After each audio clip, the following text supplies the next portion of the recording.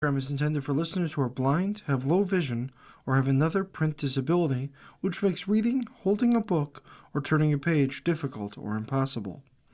The content is copyrighted by the respective publishers. For more information, please visit us on the web at nfradioreading.org. Hello, this is Karen, and for the next hour, I'll be reading from the February 8th, 2026 issue of the New York Times Arts and Leisure section on the Niagara Frontier Radio Reading Service. Okay, our first article under theater is titled, "There's a Whole Lot to Fear Here." A solo psychological thriller by David Kale takes the stage, starring Sean Hayes. On a recent bitterly cold morning, the actor Sean Hayes, the director Lee Silverman, and the playwright David Kale cozied on a banquette at the back of Julius's, the West Village bar that's been a gay rendezvous since at least the 1960s. They were not there for a cold beer or hot fries from the tight squeezed grill that serves the best hamburgers in the village, as the New York City Gay Yellow Pages put it in 1976. They were there to talk about the unknown. Or rather, the unknown. Kale's new solo show, a psychological thriller starring Hayes as a gay writer who, in an early and pivotal scene, meets a handsome but mysterious stranger over red wine at Julius's. Their flirty encounter triggers a slow burn descent into madness. Although who the characters are and who exactly is going nuts are the play's unnerving fuel. The off-Broadway show is in previews at Studio Seaview. Opening night is Thursday. Hayes, Silverman, and Kale agreed to meet at Julius's not only because it's in Kale's play, but also because of its significance in queer history. The bar was designated a New York City landmark in 2022 for what happened there on April 21, 1966, when members of the Mattachine Society, a pioneering gay rights group, intentionally sought to be denied service in a challenge to the New York State Liquor Authority's ban on serving LGBTQ patrons. After they had no problem getting drinks at other establishments earlier that day, the activists were denied service as Julius's after identifying themselves as homosexuals. The aftermath of the sip-in, as the action became known, eventually led the authority to let gay people legally drink in bars, one of the most consequential pre-Stonewall gay protests. In 2016, Julius was added to the National Register of Historic Places. Kale said that other than a very sweet date that went nowhere, he wasn't a Julius habitue. He wasn't entirely sure why he set a scene there either, other than it provides a little history lesson in an organic way. The moment now feels important to have in a show because things are being forgotten and history is being lost, he said. Forgotten and lost might as well be stage directions in the unknown. In 75 minutes, the piece unravels reality through a series of vignettes of unreliable narration and creepy placemaking. It's on a thriller side of horror, a genre that the theater has long struggled to effectively translate for the stage.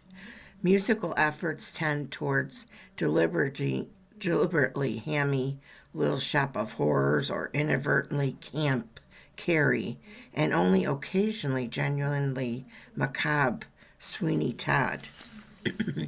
Plays, especially the solo show, have fared better. Beckett, Sarah Kane, and Martin Madonna have expertly sent shows through a theater. Theater makers keep trying. The found footage horror film Paranormal Activity is now a play touring the country, and the 1987 vampire film The Lost Boys is coming to Broadway this spring. Keel said he was especially inspired by Shimmer, the playwright John O'Keefe's 1988 monologue, in which he describes escaping a harsh work home. I had never seen a solo show where, in telling the story, it got tense, Kale said. You're like, run, run, run, but there's just one person on stage in this little room. That really stayed with me. I don't know how he did it. Hayes, 55, an Emmy winner for Will and Grace, and a Tony winner for Goodnight Oscar, said yes to the terrors of a solo show for the first time because he'd rather die trying. He said this as he glanced at a photo of Judy Garland and Liza Minnelli perched on the one wall behind his head, one of many portraits of a gay patron saints at Julius. Getting older, he said, affords you the confidence to not worry about the result and accept the journey and the challenge for what it is. The unknown checks off several boxes that will be familiar to horror movie fans. A cabin in the woods, fitful cell phone service, creepy twins, spectral visions. Kale, 67, said a cinematic inspiration was Sudden Fear, a 1952 film noir starring Joan Crawford, in that it moved with boom, boom, boom, B-movie speed. Also, Kale had a sort of stalker who repeatedly buzzed his door in the middle of the night, which prompted the idea for The Unknown.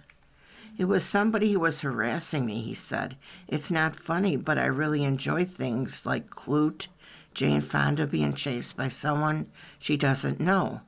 I find it exhilarating, but in reality, it's not. Kale said after he identified the person and threatened to go to the police, the harassment stopped. Also, driving The Unknown is the vice of writer's block, the same horror movie malady that plagued Stanley Kubrick's The Shining and Dario Argento's The Bird with the Crystal Plumage. Kale said he wanted to explore the horrors of writer's block because he knew well what it's like to not have any ideas, to be dependent on your imagination when you're not getting anything. That's really frightening, he said, like you're disappearing. The Unknown reunites Silverman and Kale for the third time on a show that Kale wrote but is not performing in, following Harry Clark, 2017, and Sandra, 2022. Solo thrillers that explore deception, shape-shifting, and how identity can be weaponized. Since the 1980s, Kale has been writing and performing in intimate works like Smooch Music, 1987, excuse me, and later in Deep in a Dream of You, 1993, and Lillian, 1997. The English-born Kale credited a gay beau ideal as a spark for his career-long fascination with the sorcery it takes for a performer to grip an audience. The most pivotal artistic experience I ever had was in the 70s with Bette Midler, he said. I felt so disconnected to everything, and seeing her 6 times in concert, 4 of them in the front row, it felt life-affirming. A single person on stage made me and the people around me feel connected to life. I was like, I want to try and do that when I get older. The Tony-nominated Silverman, 51, said she and Hayes knew each other through theater circles and had been looking for a project to work on together when she sent him the first few pages of The Unknown. It was like, wait, on the second page you're telling me a person is singing outside a house in the middle of nowhere? He remembered thinking, what's going on? Where did this person come from? You start asking all these questions. In directing The Unknown, Silverman said she was inspired by Kale's recent solo show, Blue Cowboy, about a writer who strikes up a vexed but emotionally resonant romance with a stranger. In her review of the show's run last year at the Brunswick Star, in which Kale starred, Elizabeth Vincentelli called it masterfully written and just as masterfully performed. Silverman said she hoped to infuse the unknown with the same qualities that made watching Blue Cowboy feel like being at a film. I want the audience to have a movie running in their head and still be riveted to Sean, working on two tracks at the same time, she said, adding, the thing we're trying to create isn't external, it's internal and psychological. It has to feel true. It can feel like style. As he did in Good Night Oscar, in which he portrayed the troubled pianist and raconteur Oscar Levant, Hayes is flexing his dramatic chops. It's a universe away from Jack, the sass master sidekick he played on Will and Grace, although even in casual conversation, Hayes can slay a room with just the word pocket. Hayes said the biggest challenge in The Unknown was differentiating the 11 characters he plays without entering a no man's land, where it's like, wait, I don't know who I'm watching or listening to. You're thinking about 10 different things while you're speaking, he said. You're thinking about the next moment, but you can't play the next moment because you're in the current one. What's required dialect-wise, emotionally, technically, it's a lot. Silverman jumped in. I've said this to Sean many times, but it's about how little you can do to communicate the differences between the characters, she said. It's about the restraint, not about the extremity. Hayes looked a little appreciative as he eyed the Julius's bar stools where his character meets the stranger who upends his life. Being there, he said, was surreal and cool and amazing, especially since he'd only learned of the bar's historical significance through Cale's play. I'm a dum-dum about a lot of this, Hayes said. To have this experience, to call on it in my brain, is a gift. I should have done this a while ago. Okay, next we have, under streaming, a backstage pass to Movie Magic. On Disney Plus, new documentaries take you to the blockbuster Eras Tour with Taylor Swift, Underwater with the Avatar director James Cameron, and Back in Time for a playful, early take on the nature doc. Fire and Water, Making the Avatar Films 2025. Every James Cameron production seems to push the cutting edge of technology and most of the edge of madness, so any behind-the-scenes glimpses into his work are bound to be fascinating, even if they're in a promotional package. The two-part Fire and Water teases the latest Avatar sequel, but it's entirely about making the Avatar The Way of Water, which involves shooting in a giant motion capture studio where real physical performances served as a foundation for characters in an alien digital universe. The major hassle here is that Cameron and his team opted to shoot the film's many aquatic sequences in huge water tanks, which required many difficult adjustments like training the actors to hold their breath on free dives for minutes at a time. Movie magic has rarely looked less easy. Next, Taylor Swift, End of an Era 2025. From March 2023 to December 2024, Taylor Swift's world-conquering Eras Tour swept through 149 shows in 51 cities, covering material from all her studio albums over roughly 3.5 hours per set. True to this Whitman sampler approach to her discography, the 6-part docuseries takes an anecdotal approach to the behind-the-scenes drama, picking a few stories for each episode.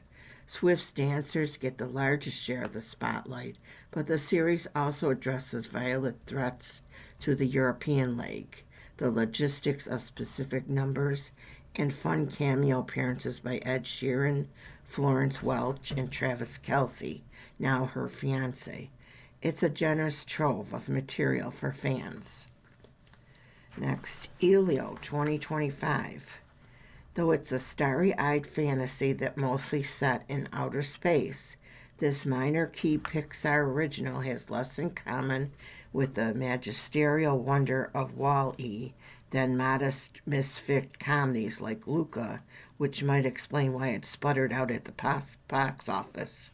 Yet all lonely children craving adventure will see themselves in Elio, Jonas Kilbrebe, a space-obsessed orphan who decides he wants to be abducted by aliens and miraculously gets his wish. His entry into the Comuniverse, where extraterrestrials throughout the universe are gathered to share knowledge, is less interesting than the bond he forms with the sweet, worm-like scion of villainous warlord. Despite the interstellar milieu, the film's appeals are more down to earth. The Living Desert, 1953. After Disney's True Life Adventure shorts proved popular with audiences, the studio tried its first feature-length nature documentary with this playfully anthropomorphized survey of wildlife in the Arizona desert. Though an orchestra makes a silly symphony out of burbling mud pots and narrator jokes about a mischievous roadrunner, a confirmed practical joker, and the head-bobbing courtship of the tortoise, the film close clashes between characters are the highest priority. To that end, the sight of a hawk attempting to sink its talons into a rattlesnake carries a surprising amount of tension and terror, because it's never obvious who has the upper hand. Back when it came out in 1953, Bosley Crowther noted in the Times that Disney boys are playful with nature pictures as they are with cartoons. And lastly, Freakier Friday 2025. To say that much has changed in Lindsay Lohan's life and career in the 23 years between her role in the body-swapping comedy Freaky Friday and this slickly executed sequel is an understatement.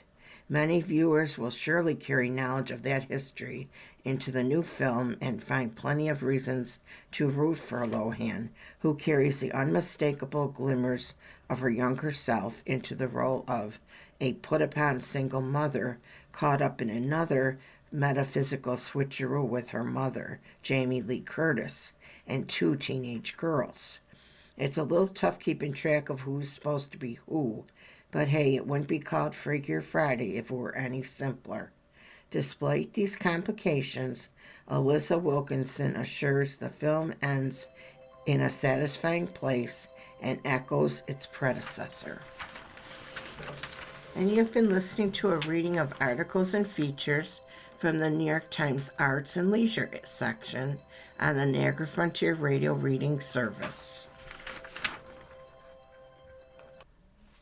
Okay, next we have under film, Those Days of Harry Potter Are Long Gone. Harry Melling shed his image as the wizard's cruel cousin to star in the risque Pillion. Moviegoers might best know Harry Melling from the Harry Potter films, in which he played Harry's cruel cousin Dudley Dursley. So when he shows up on screen submitting to the sexual commands of a brooding biker in Harry Lighton's kinky romantic comedy Pillion in theaters, fans could be forgiven for picking their jaws up off the floor.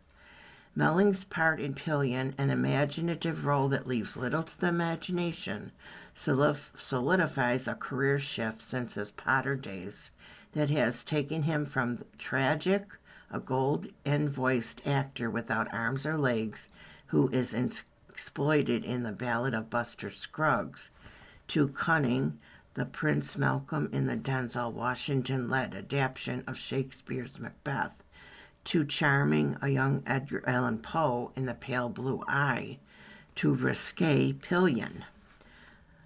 The through line, there isn't one, he says. I just gravitate towards things that get me really excited to see.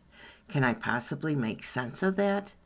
Melling, 36, said in a recent video call from his apartment in London's Marylebone neighborhood, where he was preparing to move from the place where he had lived with his partner for the last 15 years, a larger garden awaited, he enthused.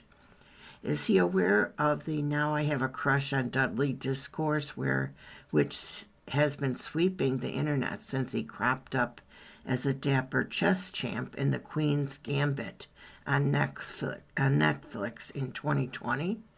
His Potter co-star Matthew Lewis, who played the bumbling Neville Longbottom, attracted similar attention after undergoing his own glow-up. I just try to keep my head down, said Melling, who is not on social media but is charming and frank in conversation and apt to take leisurely 3-hour walks around the city. There's just something about walking I love, he said. It's the way I learn lines. Melling isn't the first Potter actor to take a big leap in the next phase of his career. Daniel Radcliffe, who starred as the titular wizard, got naked to star in the psychological drama Equus in London at 17, was nominated for an Emmy Award for his accordion-slaying turn as the parodist Weird Al Yankovic in a unconventional biopic, and won a Tony Award for his performance in a much ballyhooed Broadway revival of Stephen Sondheim's Merrily We Roll Along. So few actors are in a position to have any kind of autonomy over their career.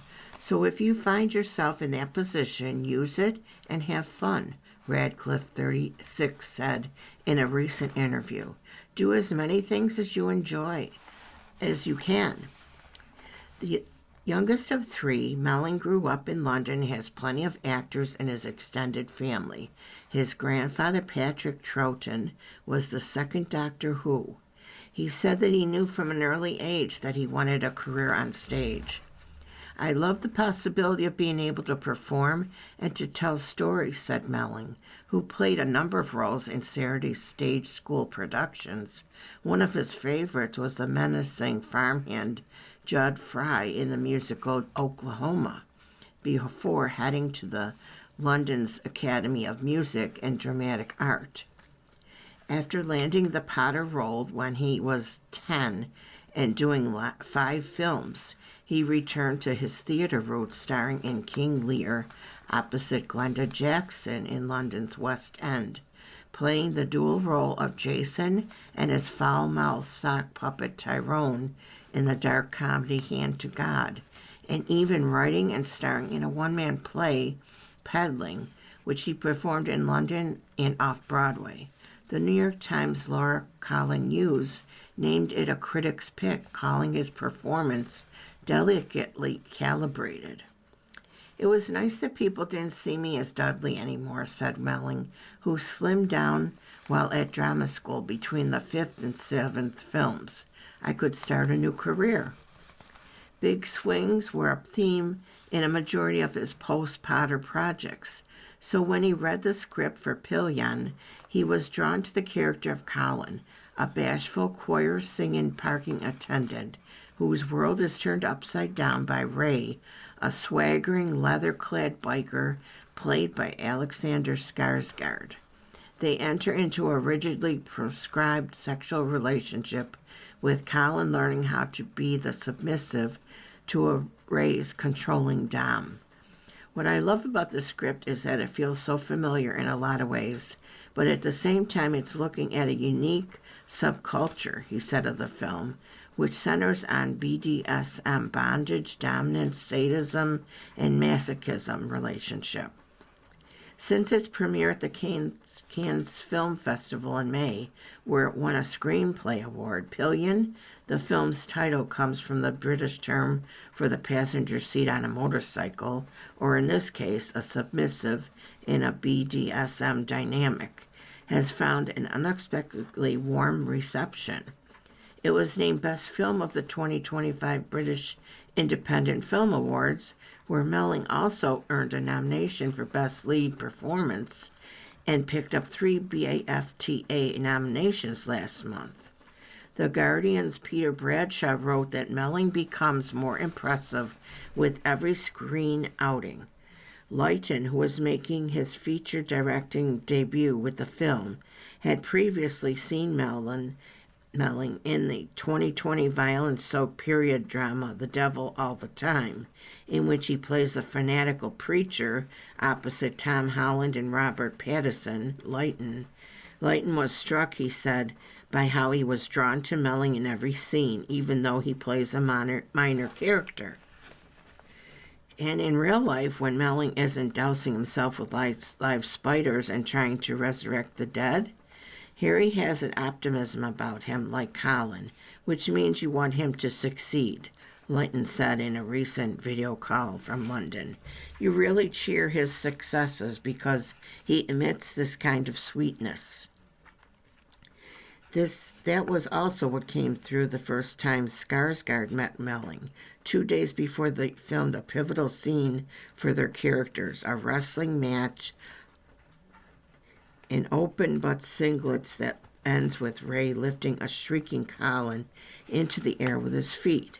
I just adored him from the very first half Nelson he threw, Skarsgård, 49, said in a recent video call.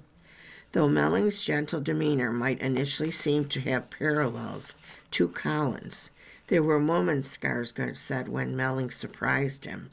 I would come to the set and be like, well, I'm pretty sure the scene will go in this direction, Skarsgård said.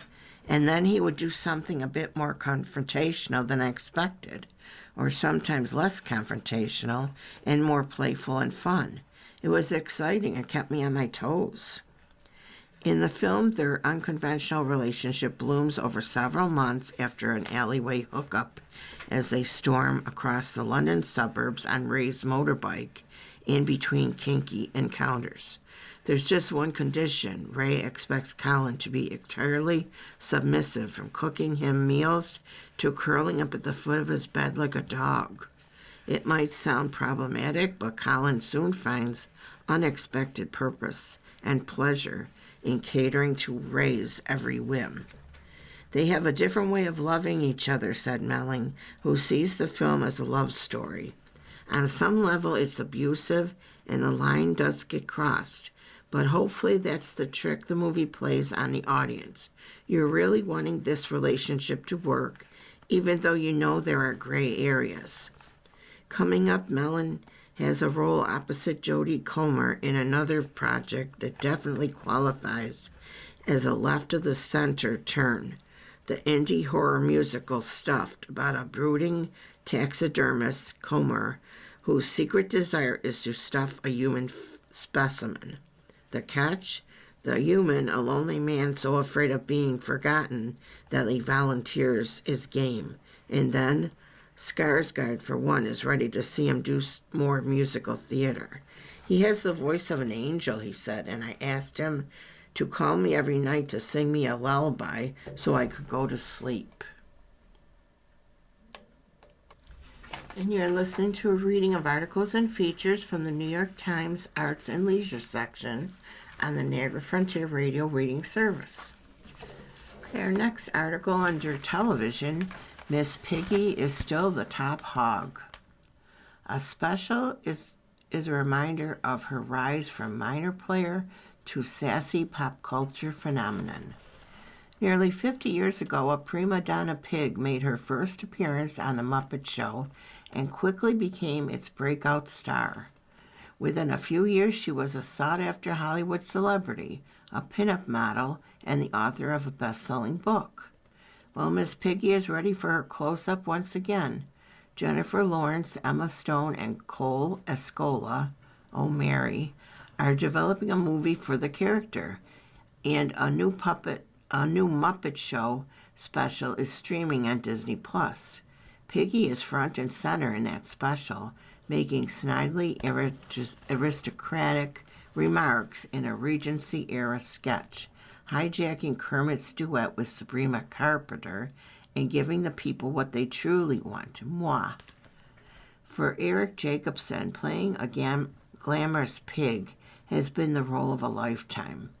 In recent decades, he has become the lead voice and puppeteer behind the several instantly recognizable Muppets, among them Bert, Grover, and Oscar the Grouch on Sesame Street and Fozzie Bear. But when it comes to aura and cultural significance, he said in a recent phone interview, Miss Piggy's on another magnitude, as she would tell you herself. It wasn't always the case. An early version of Piggy appeared as a minor player in one of Jim Henson's failed Muppet television pilots, which aired in March 1975. The puppet was designed and constructed by Bonnie Erickson, who had fond childhood memories of chasing piglets for her pig farmer uncle. Jim knew that story, Erickson said. It must have been why he chose me to do it. Over a few weeks, Erickson carved the pig out of a 1-foot cube of soft foam using nail scissors, then used a belt sander to smooth the contours and curves. Crucially, by the time the Muppet Show premiered in September 1976, she had infused her creation with something extra. Piggy became the only major Muppet to get her eyes with irises. The pupils even have highlights. I wanted her to have eyes that were expressive, that looked real, Erickson said. A sow in opera gloves would have been a decent gag in itself, but it soon became clear that the character was destined for greater things.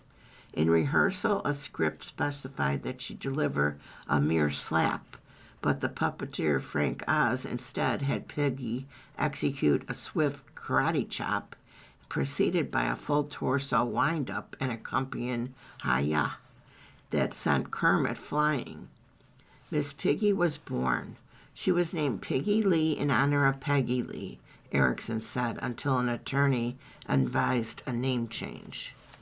Oz went on to devise an elaborate backstory for the character involving the loss of her father in a tragic tractor accident and fraught mother-daughter relationship. His voice for Piggy alternated between a dainty coo and a withering growl that recalled Betty Davis in All About Eve. Piggy was deeply insecure yet utterly convinced of her own star quality, girlish and refined, but occasionally compelled to say Moll Florence Henderson in a jealous rage. She was desperately in love with a frog who didn't feel the same way. Balancing those sometimes conflicting impulsive could be tricky, according to Jerry Jewell, the head writer for The Muppet Show. Jewell, who died in 2005, said that writing for Miss Piggy hadn't been easy. You're walking a fine line with that character, Jewell said in an archival interview, as quoted in Jim Henson by the biography, 2013, by Brian J. Jones. If she isn't a bitch, she isn't funny, but you've got to feel the other side. It was a winning combination. With the critical and commercial success of the Muppet movie, 1979, the Muppets ascended to a new level of cultural prominence, and Piggy's dreams of superstardom became reality. In 1980, dubbed the Year of the Piggy by TV Guide, there were cover stories crackling with porcine wordplay in Life magazine, A Sweet Sow for All Seasons, and People, the acme of porkitude. That year brought the first in a series of Piggy calendars, with her posed as a film noir femme fatale, as a motorcycle babe, as a Mademoiselle of the Swing, the Rococo masterwork by Jean-Henri Fragonard. There was the 1981 bestseller Miss Piggy's Guide to Life, written by Henry Beard, a founder of National Lampoon, and edited by Robert Gottlieb. Opening line, Call Me Moi. There was a Miss Piggy television special and an aerobic workout album. Why the outbreak in swine fever? Certainly, it must have had something to do with the diva's uncompromising fashion sense, with the costume fashion. I'm sorry, lost my fashion sense, with the costume designer Callista Hendrickson serving as Piggy's full-time personal dresser. Piggy is also perhaps the most messily human of all puppets. In 1979, in the advent of Piggy Mania, the New York Times argued that Miss Piggy's emotional range may be the broadest of any puppet in history. It's hard to think of another puppet that has topped her since. This is more remarkable given that Piggy lost some flexibility and expressiveness by the third season of The Muppet Show, when the puppet's materials and construction process were streamlined. It takes quite a bit of muscle to get the smallest expression out of her face, Jacobson said. Another byproduct of that streamlining process is that her expression became notably sassier. And yet Jacobson agreed that she is a very layered and complicated character, perhaps the most complex in the pantheon of Muppets. She yearns for things like we all do, he continued, adding that Piggy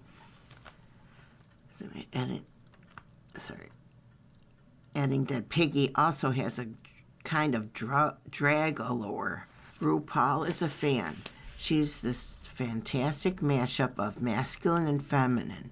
I think it counts for the way so many people of all stripes love her. Oz once described Piggy as a truck driver wanting to be a woman. Oz largely stepped away from his Muppet duties in the 1990s. Jacobson took on the most of his characters, as well as Guy Smiley, originally voiced by Henson, Oscar, voiced by Carol Spinney, and others. His first appearance as Miss Piggy was in a video segment in the Puppet Fest fan convention in 2001. Die-hard fans were convinced it was Oz. That kind of gave me bona fides I needed to go forward, Jacobson said. For the relatively mild-mannered puppeteer, putting on the puppet is emboldening as well as exhausting. She definitely gives me license to say whatever I want to say, Jacobson said, but she has a lot of work, emotionally and physically. Apart from his debt to Oz's former work, Jacobson draws inspiration from silver screen goddesses like Katharine Hepburn and Marilyn Monroe. Piggy love can be cultish. Jacobson regularly meets fans whose dream is to be on the receiving end of her signature move. It's a delightful thing to see a room full of people, from news reporters to A-list celebrities, get in line to be karate chopped by the pig, he said.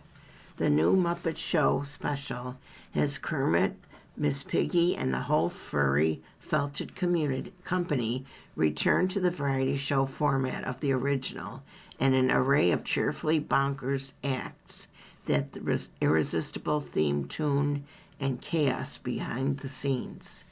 Alex Timbers, the Tony-winning director of Broadway musicals like Moulin Rouge and Here Lies Love, directed the Muppet special. There's a lot of responsibility in helping bring Miss Piggy to the screen, he said. She has impacted generations of fans, writers, and comedians. People love and adore her. The writer Albertina Rizzo said that the writing team had been honored to cook up new outrageous things for one of the comedy heroes to say. Strangely, I think reading Barbra Streisand's autobiography really helped, Rizzo said. Streisand has such a strong sense of self, she explained. So if you mix that with a boatload of delusion and some beginner French, you're kind of on the right track. The thought process was, what would a reasonable, grounded, normal person say? She added, then write the opposite of that.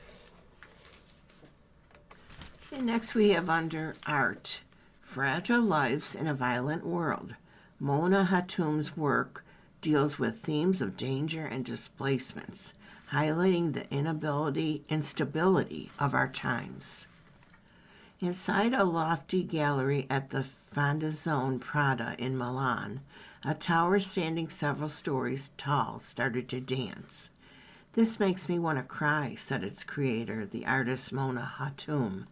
But she was beaming as she watched her complex kinetic sculpture come to life while she readied her exhibition over, under, and in between.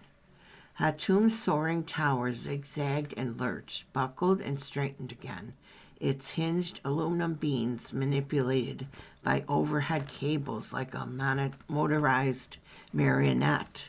The gallery itself seemed to shift and tilt. The swaying monolith was like a skeleton of a collapsing building or scaffolding under construction, Hatoum said, falling down like a body and rising again.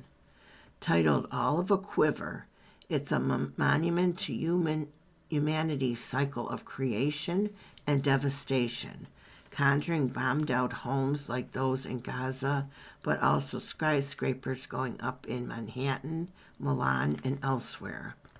Now, perhaps more than ever, the art of Mona Hatoum, who turned 74 this month, seems to speak to a sense of risk and upheaval in world affairs.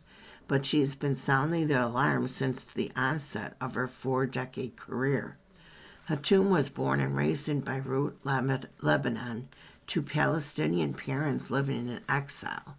While she was visiting Britain in her early 20s, the Lebanese Civil War broke out and she never returned home. Instead, she studied art in London and built an international career from there. While some critics have framed her art within her biography of flight and double exile as a Palestinian, Hatoum said her work was expansive, exploring tensions that everyone experiences in life. "I create environments that suggest danger and threat rather than pointing at a specific conflict," she said, "so they remain open for viewers to bring their own narrative. Those potential interpretations are always plural, of the vulnerable and violent, the captive and captor, the builder and destroyer, turmoil and the longing for refuge." As Hatoum checked on progress at the Fondazione Prada, installers unboxed marbles for her immense map of the world, Map Red, filling in the last of the Pacific Islands on a gallery's concrete floor. The map, composed of more than 30,000 red marbles, embodies the contested nature of the world's borders, with many of the glass balls spilling beyond the continent's margins over time. Visitors must stay close to the wall to avoid slipping.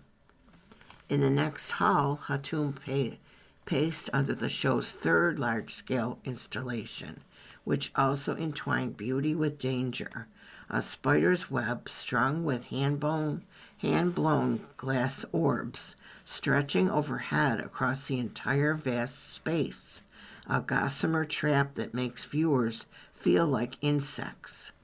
"I like to push and pull visitors in two different directions," Hatoum said, gazing upward. Miusa Prada said in an email that it was a sense of suffering and delicacy that drew her to admire and collect Hatoum's art, and as president-director of Fondazione Prada, to commission the exhibition. Excuse me. "For me, her work possesses a universal significance that transcends contemporary political and social issues," she said.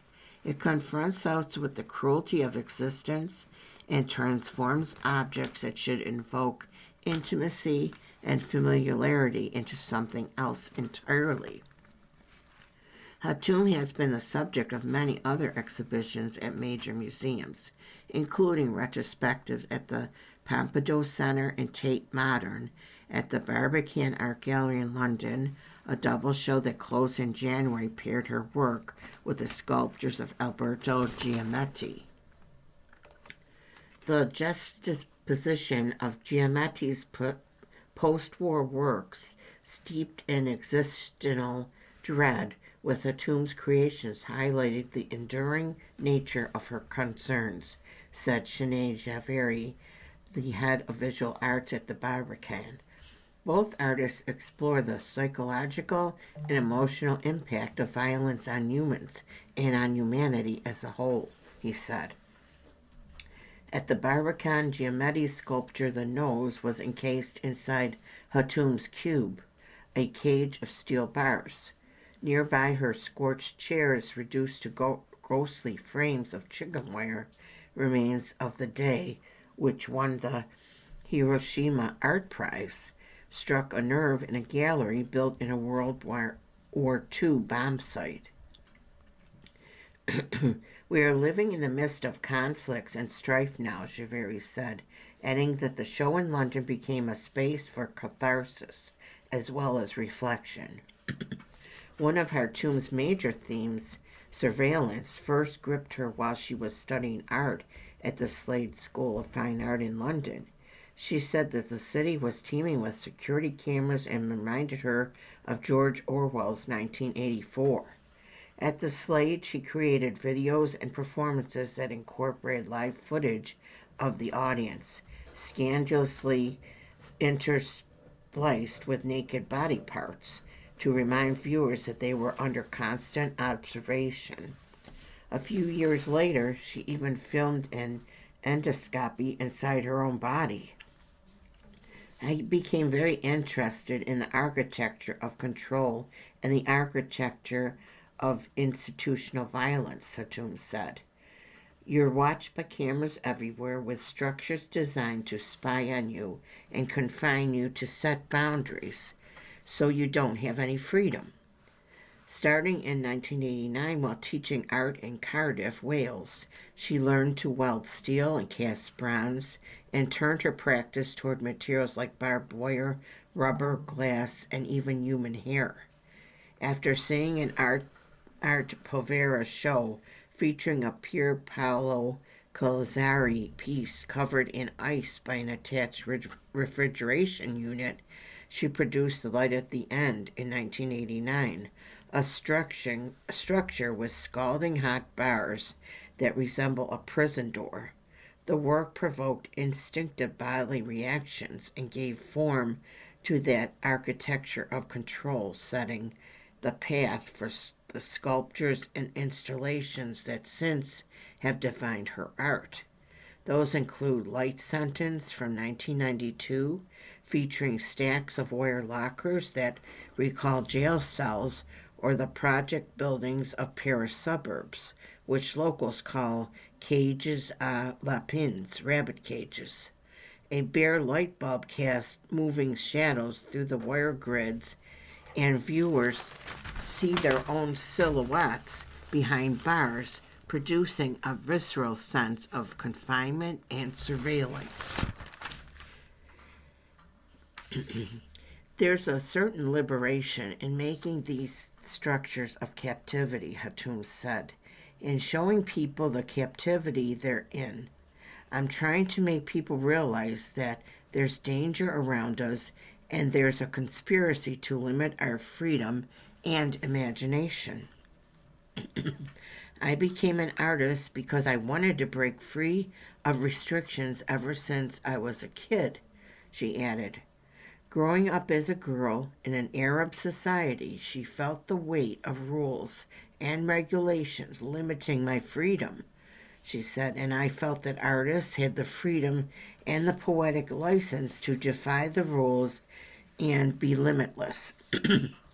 Hatoum has a penchant for refashioning domestic objects into something sinister. An egg slicer big enough to julienne a full-grown person. A supersized cheese grater turned into a sharply serrated screen. These were echoes of her frustration with women's role in the household. Stuck in the role of the caretaker, she said, but also reflected anxiety about losing one's home, as well as Freud's idea of the uncanny. The familiar turned frightening. While her art has sometimes seemed to reference the plight of Palestinians, like a map of Oslo Accords drawn on Nablus olive oil soap, and Cataphia scarf woven with a woman's hair. It is also open to broader readings and encompasses art historical allusions as diverse as surrealism's estrangement of the everyday. Duchamp's transfigured ready-mades, arte pravera, and minimalism. What I don't like is when people come with preconceived ideas that my art is about the Palestinian experience. Hatoum said, I come from an embattled background, so ideas of conflict, war, displacement, disorientation, and feelings of isolation enter into the work. The artist's outlook on life originates in one experience, but I'm not directly illustrating my experience. That experience, she pointed out, also includes 50 years in the West. Even in contexts far from the artist's own, the works can hit home, said Chiara Bertola, a curator who has staged exhibitions of Hatoum's work in South America. In Argentina and Brazil, she said, Mona's art resonated immediately because of shared legacies of migration, escape, and everyday violence. The instability and insecurity of people, of homes, of borders, these are themes that Mona speaks out from first-hand experience, Bertola said. But the whole world is moving deeper into crisis now, and the universality of Mona's work is only becoming more evident.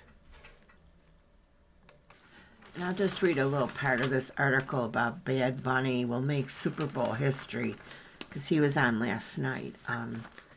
The Super Bowl has never had a halftime performer or a controversy quite like Bad Bunny, the Latin superstar who conquered global streaming with reggaeton earworms seasoned with nostalgic sounds from his native Puerto Rico, is set to make history on Sunday, giving the first all-Spanish performance in the game's 60-year history.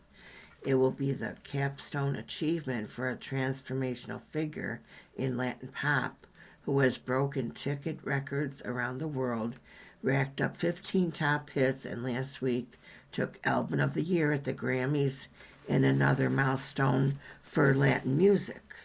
Yet before he sung a note, Bad Bunny's Super Bowl appearance has become a political flashpoint amid the Trump administration's immigration crackdown and fears it has stirred among Latino communication in the United States, immigrant or not. When the National Football League announced him as its halftime headliner in September, sports and media observers saw a shrewd move by a league seeking to expand its global footprint, but the White House and right-wing media convulsed in condemnation.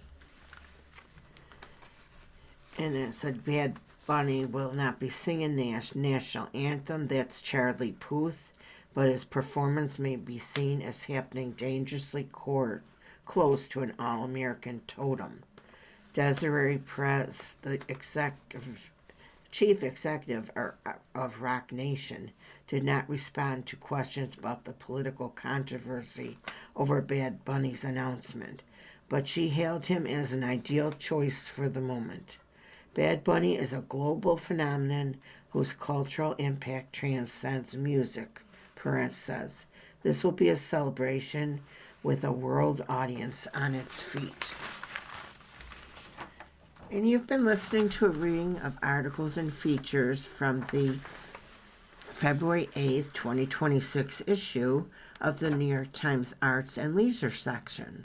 We read from the New York Times Arts and Leisure section every Sunday at 3 p.m. Your reader has been Karen, and thank you very much for listening. And I hope you have a good day and take care of yourself. Okay, bye-bye. Coming up next in the Niagara Frontier Radio Reading Service, we have the re-airing of this morning's Buffalo News. Following that at 6 p.m. is the Buffalo News Viewpoints. Stay tuned for this reading and more throughout the day.